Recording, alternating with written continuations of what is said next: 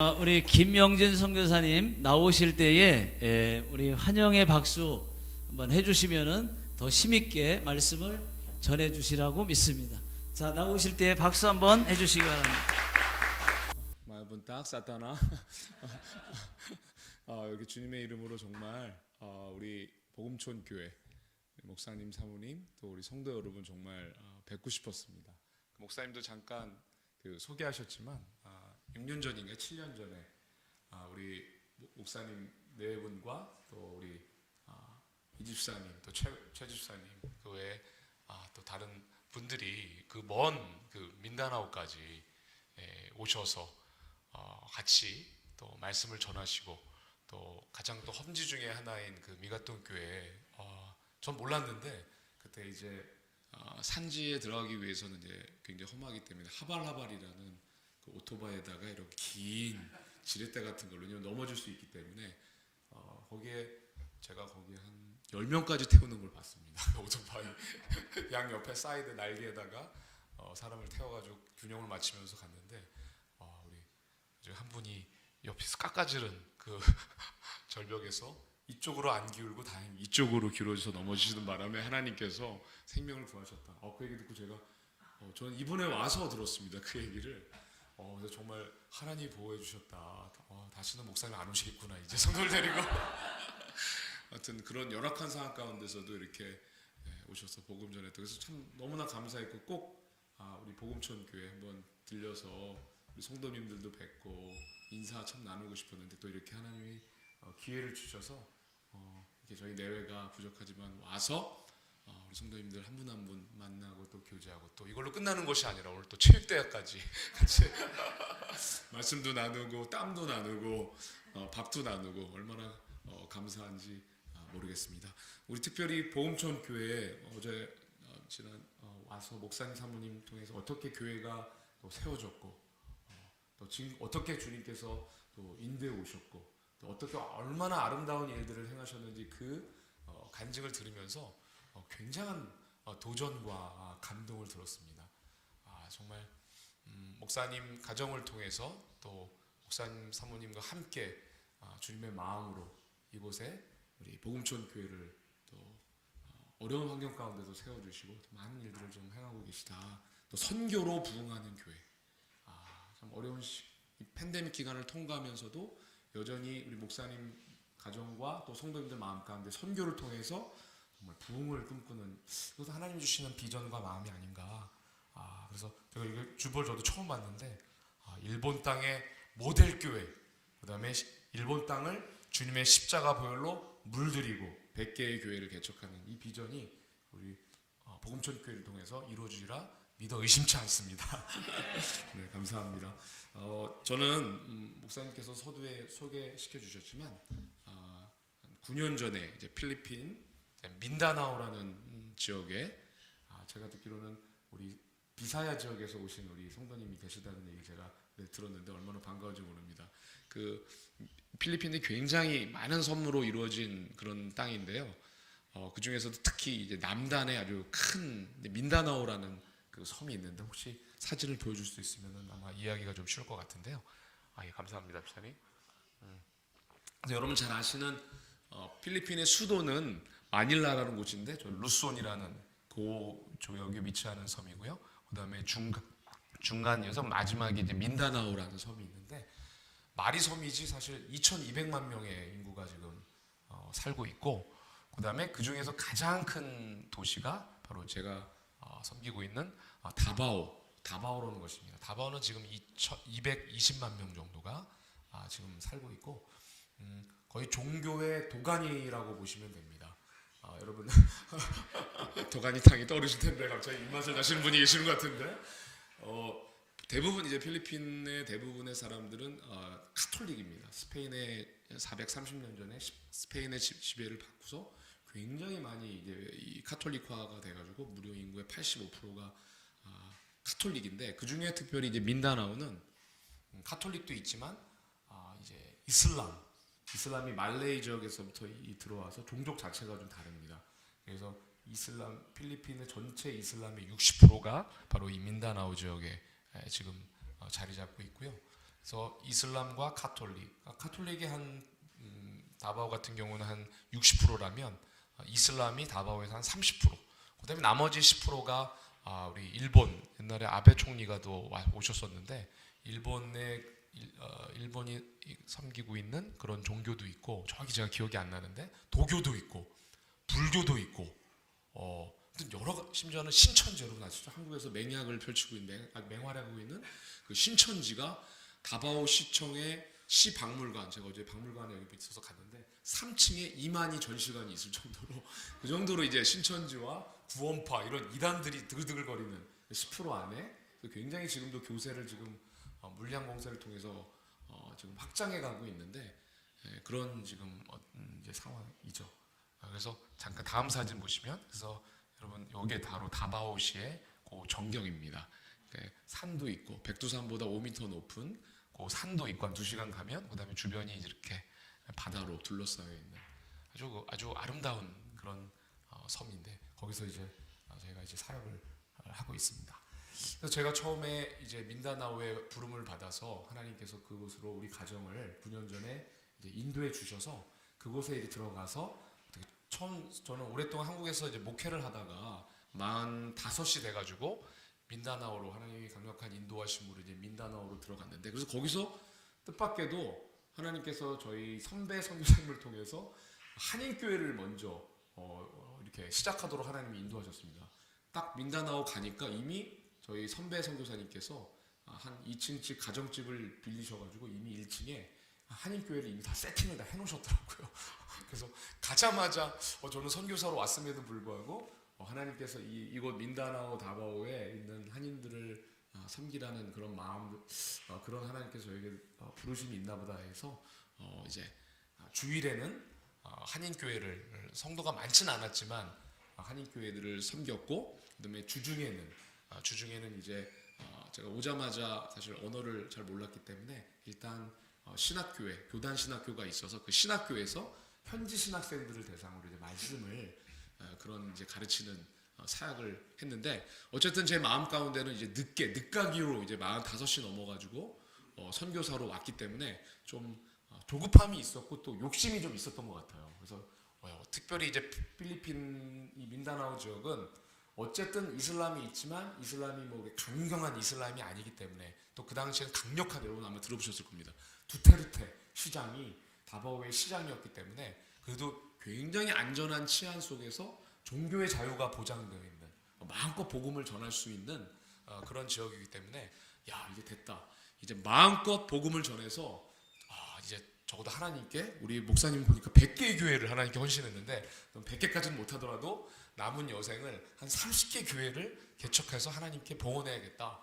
그런 마음을 그런 비전을 가지고 민다나오에서 사역을 시작을 했는데 그래서 이제 민다나오에 오자마자 제가 한 4개월이 지나서 어쨌든 한인교회 이제 먼저 창립 예배를 하나님께 드렸습니다.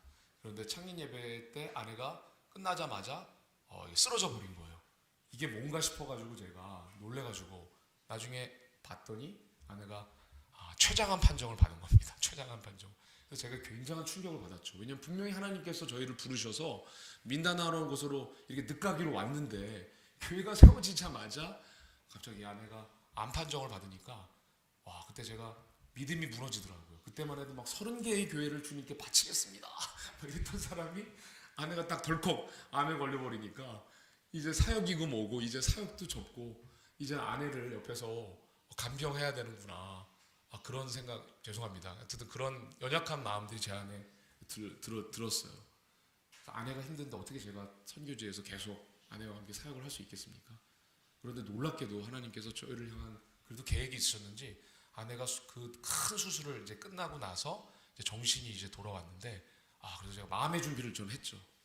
아내가 이제 여보 나 도저히 이제는 민다나오에 못 들어갈 것 같아. 뭔가 마음이 지금 피폐해져가지고 못 갈 것 같아. 그러면 그래 여보 우린 여기까지인가 봐. 하나님도 이해하시겠지. 당신 건강 잘 회복하고 국내에서 우리 소박하게 목회합시다. 그랬는데 아내가 눈 뜨자마자 여보 나 다바오에 가고 싶어 그런 얘기를 하는 거야.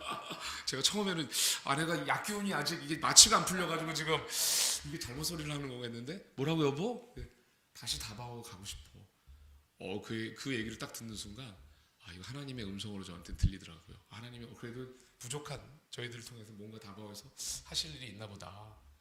그래서 정말 감사하는 마음으로 이제 실밥을 뜯자마자 아내가 수술한 실밥을 뜯자마자 다시 다바오로 딸과 함께 이제 돌아오게 됐는데, 근데 이제 돌아오고 나서 어쨌든 아내가 수술을 하고 나서 아내는 어쨌든 항암을 하지 않기로 하나님께 믿음으로 결단을 했습니다. 왜냐하면 의사 선생님이 말씀하시기를 항암을 해도 이게 다시 재발 안 된다는 보장이 없고 항암을 안 해도 재발된다는 보장이 없습니다.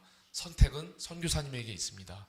근데 아내가 자기 항암을 하지 않겠다고 믿음으로 이렇게 선언을 하고 들어왔는데, 사실 불안함이 제 안에 있었죠. 불안함이 있어서 처음에 하나님 앞에 세웠던 그 30개의 교회를 개척하겠습니다. 이거는 일단 다 내려놓게 해줬습니다. 하나님이 한 개의 교회만이라도 주님 정말 아내의 건강만큼 할 수 있도록 도와주십시오. 왜냐면 무리하게 되면 또 이게 언제 또 재발될 수 모르기 때문에 간이 막 쪼그라들더라고요. 제가 정말 그래서 한 개의 교회만이라도 주님 잘 섬길 수 있도록, 그리고 지금 저에게 맡겨주신 신학교 사역 제가 잘 하겠습니다. 그렇게 이제 사역을 했던 것 같아요. 그래서 어쨌든 이 민다나오 같은 경우에는 현지 사역자들이 그래도 어느 정도 현지 교회들이 있습니다. 일본도 마찬가지죠. 현지 교회들이 그래도 있는데 종교의 자유가 보장되어 있어서, 그런데 아까 말씀드렸지만 이 카톨릭이 어마어마한 그 조직력과 자금력으로 민다나오 다바오, 특별히 다바오 지역에 아주 요지마다 이제 카톨릭 교회가 세워져 있고, 그리고 신부님들은 뭐 이미 유학파도 많고 기본적으로 다 박사 이상입니다. 이 신부님들이 정책적으로 밀어주기 때문에. 이슬람도 마찬가지죠. 중동에서 사우디에서 오일모일 통해서 아주 굵직굵직한 거다란 그런 그 이슬람 사원들을 세우고 이맘들을 중동에서 보내서 유학을 해가지고 아무튼 인텔리들이 거의, 이 카톨릭과 이슬람은 거의 목회자들이 거의 인텔리입니다. 그런데 거기에 비해서 이제 이 개신교 지도자들은 화교교회를 빼고는 대부분 종교교육을 제대로 받지 못하고 가요. 그리고 거기다가 심지어는 제가 어떤 목회자들은, 상당수 목회자들이 성경을 일독도 못하는 그런 목회자들도 제가 봤고요. 그리고 교회가 굉장히 열악하기 때문에 성경책이 있는 성도들이 많지도 않습니다. 이제 그런 상황이다 보니까 이제 이단이 들어오면 이제 속수무책으로 다 현지 목회자들이 이게 된장인지 뭔지 구분이 안 가니까, 이게 진리인지 아닌지 구분이 안 가니까 신천지라던가 구원파가 와가지고 의리의리한 호텔을 잡고 거기에 현지 사역자들 또 대학 교수들을, 개신교 대학교 교수들 다 초청을 해가지고 3박 4일 일주일 먹여주고 재워주고 그러면서 이단의 교리를 이렇게 설파를 하는 겁니다. 그러면 100이면 100, 그 이단으로 넘어가는 거예요. 그리고 이제 현지 사역자들은 굉장히 경제적으로 열악하기 때문에 성도들도 굉장히 어렵고 가난하기 때문에 11조 하는 성도가 많지 않고, 헌금을 해도 그거 가지고는 목회자가 생활이 거의 불가능한 상황이라 대부분의 현지 개신교 사역자들은 2잡, 3잡, 4잡까지 뛰는, 주중에는 그렇게 하고 주일내는 이제 말씀 사역을 하는 거죠. 그러다 보니까 나중에는 이제 교회를 지키지가 못하는 거죠. 지키지 못하고 일하다 보면은 막 치여가지고 결국은 교회를 떠나는 그런 경우가 굉장히 많은 이제 그런 상황이었죠. 그런 상황에서 하나님께서, 그럼 저는 하나님 제가 어떤 사역을 하면 좋겠습니까? 그렇게 기도하던 차에 그 민다나오에서 한 40년 가까이 선교하셨던, 저희 교단은 아니지만 다른 교단, 은퇴를 앞둔 한 선교사님께서 지나가는 말로 이 말씀을 하셨는데 제가 그게 하나님의 음성으로 들었습니다. 하나님께서 우리를 이 사역하라고 부르셨구나. 그게 그 선교사님이 어떤 말씀을 하셨냐면, 김선교사 제가 40년 동안 민다나오에서 열심히 복음을 전해서 무려 30교회 교회를 개척을 했다. 그래서 이제는 은퇴를 앞두고 보니까 너무나 안타까운 건 뭐냐면, 내가 세웠던 이 30개의 교회에서 그 교회를 끝까지 남아서 충성스럽게 사역하고 있는 현지 사역자가 한 명도 남지 않았다. 아까 말씀드렸던 그런 이유들로 인해서. 그래서 지금 돌이켜보니까 내가 열심히 교회들을 세워서 한국에서부터 헌금을 받고 심지어 미국에 있는 교회로부터 헌금을 받아서 그래도 정말 많은 예배당을 33개가 넘는 예배들을 개척을 했지만 지금 아무도 현재 사역자가 남지 않고, 그리고 교회가 텅 비어지게 되고 교회가 슬럼화되어가는 그 모습을 보면서 내가 정말 하나님 앞에 내가 이제 은퇴를 앞둔 이 시점에서 한 명의 충성스러운 주님의 마음을 품은 그런 예수님의 제자를 세우지 못하고 나간 것이 통한의 회한으로 남는다. 그 말씀을 하시는데 저한테 딱 하나님의 음성으로 들렸습니다. 아, 이거구나. 내가 30개의 교회, 40교회의 교회를 개척을 할 수는 없지만 적어도 내가 나갔을 때, 이 나라를 떠났을 때 적어도 한 명이라도 주님의 마음으로 이 자신이 하나님이 세우신 이 교회를 끝까지 충성되게 섬길 수 있는 그런 현지 사역자들을, 주님의 제자를 세워야겠다. 이렇게 하나님이 저에게 비전을 주시더라고요. 그래서 그 사역을 위해서 이제 신학교는 주로 이제 산지에서 여러 각 마을에서 뭐 이슬람 마을에서 가난한 목회자들의 자식이라든가 아니면 귀한 일꾼들을 보내주시지만 이제 그거 가지고는 안 되겠더라고요. 왜냐면 그래서 이제 저희가 나갔죠. 산지로 직접 찾아가는 신학교. 그래서 산지에도 가고 여러 그런 곳으로 가서 현지 사역자들과 이제 신학생 후보생들을 모아서 그렇게 말씀으로 훈련을 하는 이제 사역들을 해가고 있었습니다.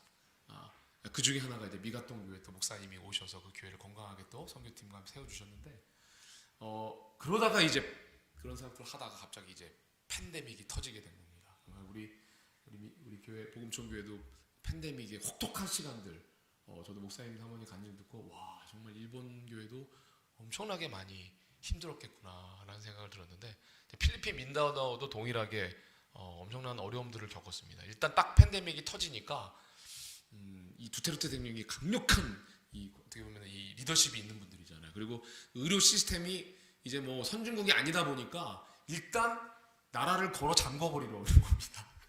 나라를 아예 걸어 잠궈가지고 아예 나가지를 못하게 하는 거예요, 사람들을. 근데 그래도 먹고는 살아야 되고 약은 사야 되니까 뭐 일주일에 몇 번은 나가서 이제 장을 보고 약을 사오는 그 정도만 허용을 하는 겁니다. 그럼 예배는 신학교 예배는 고사하고 예배를 드릴 수가 없는 거예요.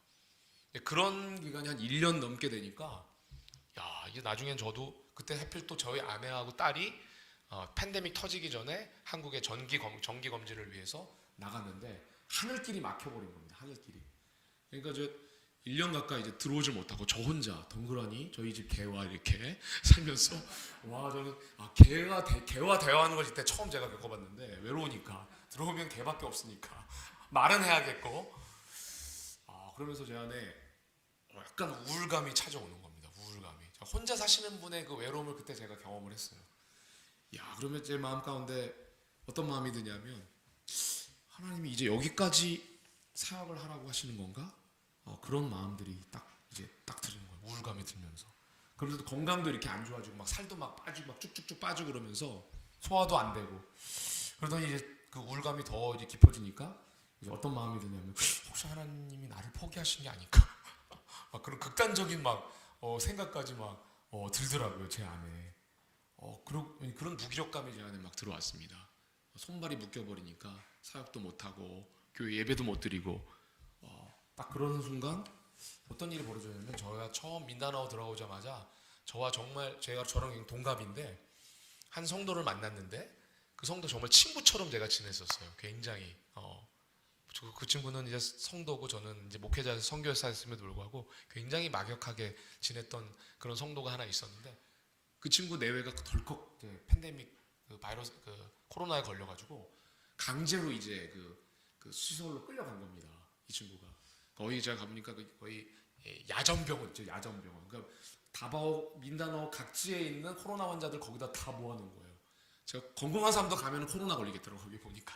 근데 이제 거기에 면회가 허용이 안 되니까 음식만을 제가 이제 거기에 공급을 해주러 몇 번 왔다 갔다 하다가, 그리고 와서 일주일이 지났는데 이 친구가 저한테 전화로 호흡기를 끼고 있었는데, 이제 내가 이제 건강해져가지고 이제 내일 모레면은 태어날 수 있을 것 같아요. 그래서 내가 이제 나가면 그때 내가 일주일간 입원한 동안 하나님께서 나에게 많은 마음을 주셔가지고, 내가 정말 이번에 퇴원해서 건강해져 나가면 진짜 제대로 내가 김성교 사님 신앙생활 할 테니까 기대하시라. 개봉박도 내가 맛있는 것도 내가 가장 근사한 호텔로 가서 내가 아주 화끈하게 내가 대접할게. 그래, 걱정하지 말고 빨리 나오기나 하라고. 그래서 저도 기다렸죠, 설레는 마음으로. 근데 갑자기 다음 날에 아내가 저한테 화상통화로 전화를 하는데 막 울면서 남편이 죽었다는 거예요. 급성 폐렴이 와서 폐혈증까지 와서 죽었다는 거예요. 저는 처음에 이 친구가 이 장난기가 많아가지고 저한테 이거 또 시작이네, 이것도 또 장난치나 보다 했는데, 이 화상으로 보니까 이 의료진들이 와서 그 친구 시신을 싣고 나가는 장면이 딱 진짜 보인 겁니다. 제가 굉장한 충격을 받았죠. 와, 믿기지가 않더라고요, 정말. 아마 우리 성도님도 아마 그런 일본에서도 아마 가까운 가족이나 이웃 친척들이 그렇게 허망하게 소천한 경우를 봤었을 텐데 정말 믿기지가 않더라고요. 어쨌든 그래도 제가 집례를 해야 되니까 이제 장례를 이제 집례를 하고 있는데 한 선배 선교사님이 오시더니, 김 선교사, 그래도 이 친구한테 당연히 복음을 전해서 예수님 영접했지? 딱 그 질문을 하는데 제가 그 자리에서 예스라고 대답을 못 하겠는 거예요.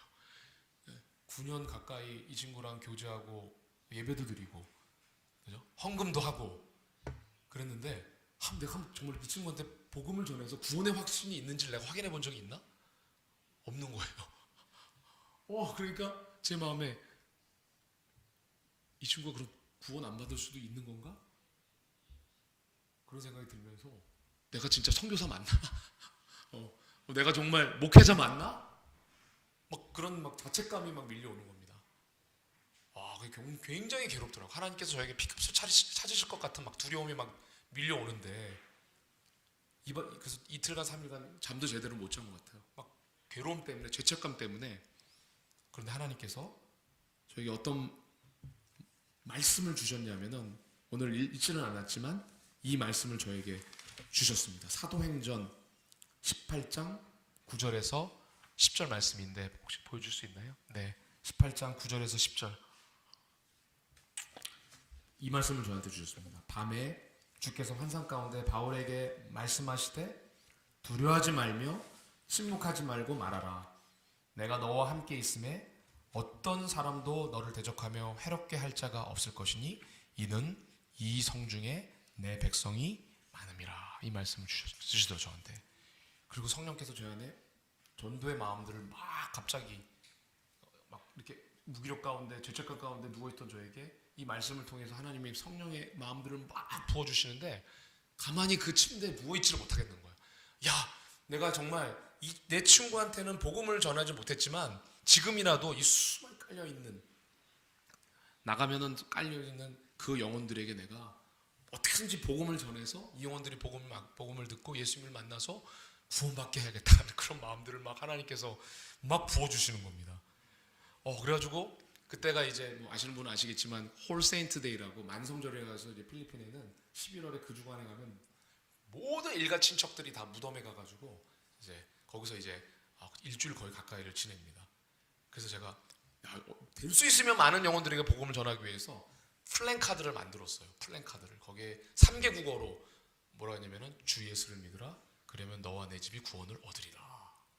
이게 딱 목사님도 그 구절을 보니까 지난번 여기 이전하기 전에 거기다 딱 붙였다고 했는데, 그 구절을 비사어와 그 다음에 중국 사람들이 많으니까 중국어와 그 다음에 인도 유학생들이 한 5,000명 정도 다바오에 와 있거든요. 의대생들이 인도어로 써가지고 팻말을, 원래 제가 그런 사람이 아닙니다. 보시면 알겠지만 굉장히 소심하고 굉장히 그래서 옛날에 한국에서도 목회할 때도 전도를 잘 못했어요. 전도는 죄송하지만 괜히 나갔다가 괜히 무한당할 것 같고, 거절당하면은 소심해가지고 상처받고 그래. 그러고 또 선교지 와서도 그래도 내가 대학원까지 나고 THM까지 신학교에서 했는데 선교사에 걸맞는 사역은 그래도 신학생들, 목회자들을 잘 티칭하는 거지.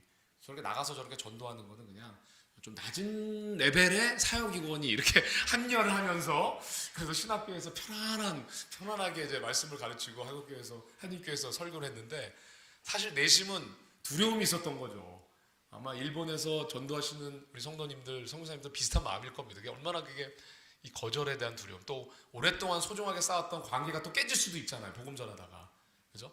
저도 그런 마음들이 사실 있었는데, 일단 하나님이 전도의 마음들을 부어주시고 이 친구를 잃어버리는 그런 과정 가운데서 강권적으로 저를 등을 거의 떠밀다시피 해가지고 될 수 있으면 많은 사람들이 이 복음을 들었으면 좋겠다라는 그런 마음으로 이만한 노란색, 지금 또 있죠. 노란색 그 바탕 화면에다가 제일 빨간색으로 제일 잘 보이니까 주 예수를 믿으라 그리하면 너와 내 집이 구원을 얻으리라. 그 팻말을 들고 무덤으로 간 겁니다. 공동묘지로.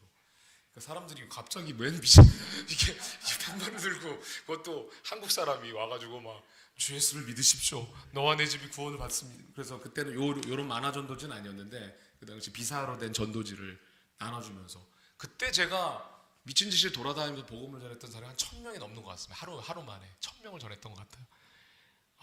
그리고 나서 다시 집에 들어와서 이제 내가 하나님이 나를 전도자로 사용하기를 원하시는구나 라는 그런 소명을 그때 제가 발견했어요. 저는 이렇게 열심히 티칭하고 신학 목회자들을 세우는 것이 저의 소명이라고 생각했는데 그 팬데믹을 통과하면서 또 친구를 잃어버리면서 이 전도에 대한 은사와 소명을 이벤젤리스트로 저를 부르셨구나 하니까 제가 섬겼던 한인교회, 제가 섬겼던 이 신학교가 좁아 보이더라고요. 여기에만 있으면 안 되겠다. 예수님도 실제로 보니까 한 교회만 있으신 게 아니더라고요. 제자를 데리고 이 동네 저 동네마다 복음을 전하러 다니셨는데, 근데 그때 제가 이 말씀이 떠오른 겁니다. 뭐냐면 18장 오늘 읽었던 10절에 너와 함께 있으면 어떤 사람, 이 9절을 보니까 두려워하지 말며 침묵하지 말고 말하라. 10절에 내가 너와 함께 있으면 어떤 사람도 너를 대적하여 해롭게 할 자가 없을 것이니, 요 구절이 저한테 딱 꽂힌 겁니다. 이는 이 성중에 내 백성이 많음이라. 아멘. 내 백성, 이 누굽니까? 예수님을 복음을 들었을 때 구세주와 주님으로 영접할 하나님의 백성, 하나님의 사람이 분명히 그 무덤에, 공동묘지에, 그리고 내 교회 밖에, 내가 살고 있는 내 교회가 있는 그 마을에 하나님이 구원하시기로 작정된 하나님의 사람이 많다라는 겁니다. 그런데 그렇다면 하나님이 구원하시기로 작정한 하나님의 사람, 그 사람은 어떻게 우리가 만날 수 있을까요? 그 사람 딱 보면, 대부분 우리 전도하다 보면 저 사람 험살궂게 생겨가지고 도저히 복음을 전하지 안 받을 것 같아. 저 사람 오히려 아주 부드럽게 생겨가지고 복음을 잘 받을 것 같아. 근데 100이면 100 거꾸로더라고. 거꾸로. 우리 험살궂게 생긴 사람이 오히려 복음을 듣자마자 무릎을 꿇고 예수님을 영접하고, 아주 부드럽게 잘 받을 것 같은 사람은 전혀 복음에 냉대해만. 어떻게 우리가 그 사람이 하나님이 구원을 받을 사람인지 어떻게 알 수 있습니까? 복음을 전하는 수밖에 없더라고요. 복음을 전해야만이 하나님이 구원하시기로 작정된 예비된 사람을 만날 수 있더라고요. 그래서 여러분 사도행전 또 13장 10절 요 말씀만 읽고 제가 말씀을 마무리하겠습니다. 나머지는 제가 수요예배 때 2부에 더 나누려고 하고요. 18장 37 보여주겠습니다. 본문이 있으면 47절부터 49절인데요. 47절은 제가 먼저 읽어드리겠습니다. 47절. 주께서 이같이 우리에게 명하시되 내가 너를 이방의 빛으로 삼아 너로 땅끝까지 구원하게 하리라 하셨으니라. 48절. 이방인들이 듣고 기뻐하여 하나님의 말씀을 찬송하며 영생을 주시기로 작정된 자는 다 믿더라. 영생을 주시기로 작정된 자는 다 믿더라. 49절. 주의 말씀이 그 지방에 두루 퍼지니라. 여러분, 필리핀 민다나오에도 이 복음을 듣고 기뻐하며, 내가 이 복음의 말씀을 소망 없는 나에게, 나를 절망 가운데서, 죄와 사망 가운데서, 사단의 노예됨 가운데서 구출해줄 그 예수 그리스도를 내가 지금까지 내 인생 40년, 50년, 60년, 70년 인생 기다리고 있었는데 이제 오셨군요.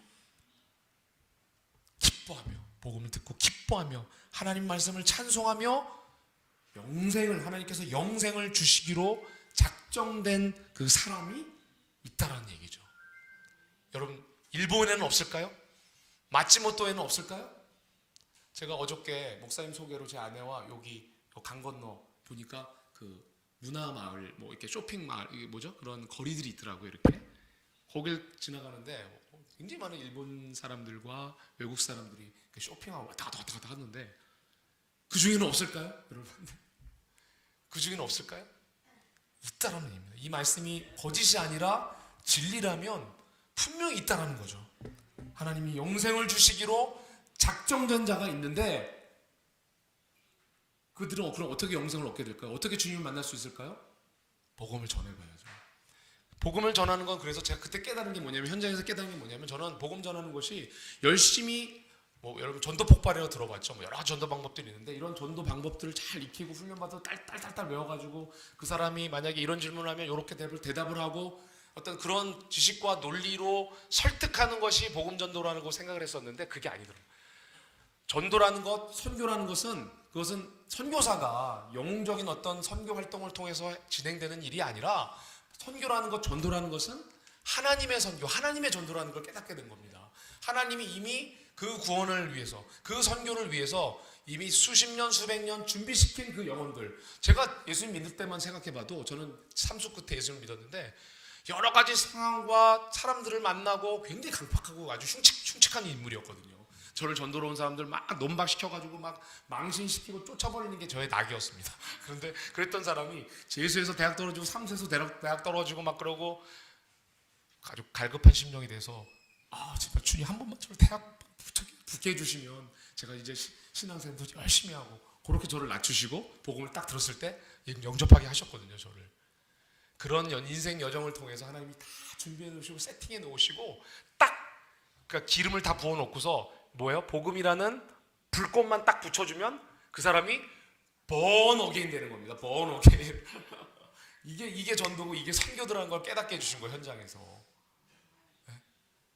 그래서 전도라는 거, 선교라는 게 여러분 절대 어려운 게 아니라는 걸 현장에서 하나님께 깨닫게 해주셨습니다. 내 논리로, 내 지식으로 그 사람을 무릎 꿇고 설득시키는 게 아니라 하나님이 준비해 놓으신 그 사람의 인생 여정을 통해서 크고 작은 희노애락과 고통과 어려움과 만남의 갈등을 통해서 정말 누군가 나를 구원해 주시면 나는 소망이 없다.